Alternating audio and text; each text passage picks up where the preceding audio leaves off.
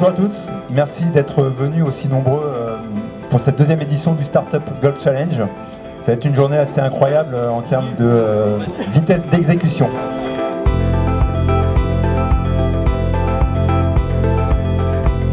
Deuxième édition avec pas mal de nouveautés, déjà beaucoup plus de participants que l'an dernier, avec en plus des fonds d'investissement qui sont venus, et puis beaucoup d'animations sur le parcours pour justement faire en sorte qu'il y ait une connivence entre ces investisseurs et ces entrepreneurs, faciliter le lien, faire en sorte qu'on puisse parler business différemment dans un cadre magnifique. Le Startup Golf Challenge est une compétition innovante qui permet justement de réunir deux familles, la famille des investisseurs et la famille des entrepreneurs, lors d'une compétition de golf. Une partie, c'est 4 joueurs, il y a 2 investisseurs face à 2 entrepreneurs. L'objectif, c'est évidemment de gagner la coupe du Startup Golf Challenge, mais aussi d'échanger, de networker et de jouer au golf de manière ludique avec nos partenaires de jeu.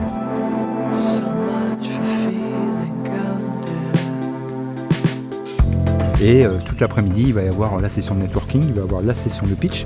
Petite nouveauté également, il n'y avait pas ça l'an dernier, on fait venir des speakers qui sont des personnalités du monde de l'innovation. Et puis on a aussi une petite particularité par rapport à l'an dernier, c'est qu'on a beaucoup plus de femmes. Et ça, j'en suis très content. Il y a peu de femmes dans le golf, il y a peu de femmes dans l'investissement, en fait il y a peu de femmes chefs d'entreprise, finalement il y a peu de femmes. Et donc c'est bien d'avoir ce genre d'initiative pour effectivement intéresser les femmes au golf, à l'investissement, à l'entrepreneuriat et les attirer, parce qu'il n'y a pas de raison. C'est vrai que c'est sympa de voir qu'il y a de plus en plus de femmes entrepreneuses et investisseurs. Donc j'en fais partie et on va gagner.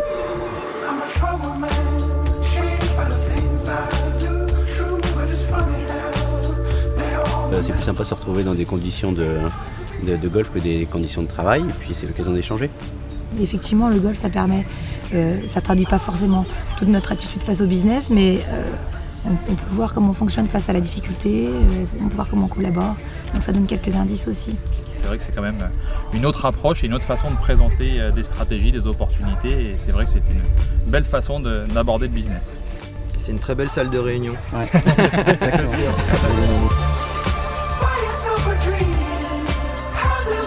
Cette relation investisseur-startup, elle est primordiale. Elle est primordiale aussi pour nous. Parce que nous, un des gros freins du travail d'accélération qu'on fait au niveau des startups, c'est justement cette capacité de la startup d'être scalable. Et cette scalabilité, c'est les investisseurs qui vont leur apporter. Et c'est cette relation investisseur-startup.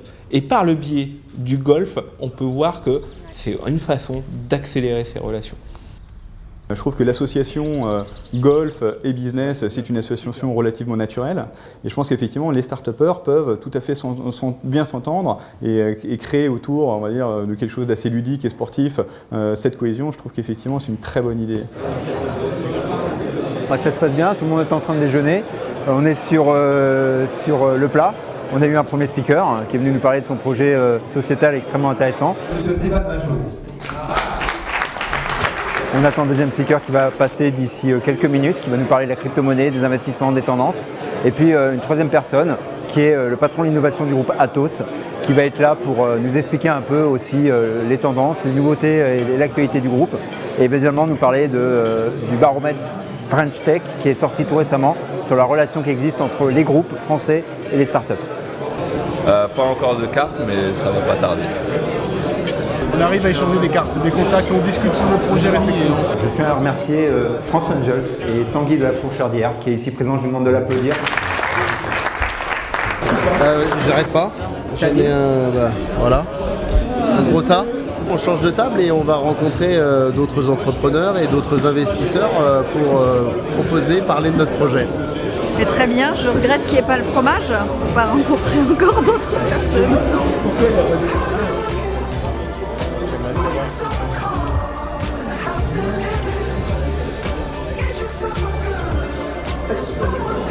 Formidable, ça à refaire, excellente. Même les balles sont rentrées dans les trous comme j'ai voulu. Voilà, et ce qui est rare.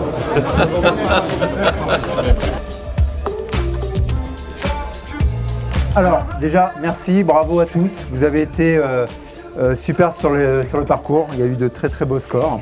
On rencontre des gens qu'on n'a pas l'habitude de rencontrer, donc ça c'est très positif, très enrichissant. C'est en discutant avec les experts et avec les membres du jury qu'on a pu voir qu'on a des progrès, des axes de progression en tout cas à mettre en place pour mieux valoriser les informations qui nous semblent essentielles, mais qui n'ont pas suffisamment pris de place dans notre BP. Et on comprend aussi quelles sont les précautions que les investisseurs prennent. Quand on veut acheter un bien immobilier, on connaît les hypothèques, etc., qui rassurent les banques et qui font qu'elles prêtent de l'argent. Et là, on est en train de comprendre en fait ce qu'attendent les investisseurs pour être rassurés et partir dans un projet. L'idée de faire tourner entre l'entrée, le plat et le dessert, ça permet un maximum de personnes, c'est très original et très efficace. Alors, qui a fait 40 points côté investisseur, première famille? C'est une famille en plus, c'est ça qui est drôle. J'appelle monsieur Erwan Génie et Julie Génie.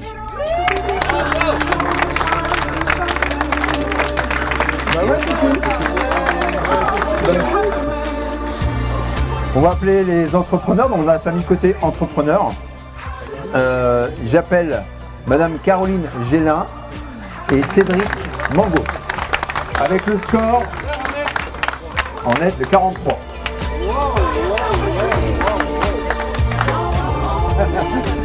Voilà. Je remettrai le prix à Cédric un peu plus tard. Et mesdames et messieurs, cette année, le Startup Golf Challenge est remporté par la famille des entrepreneurs.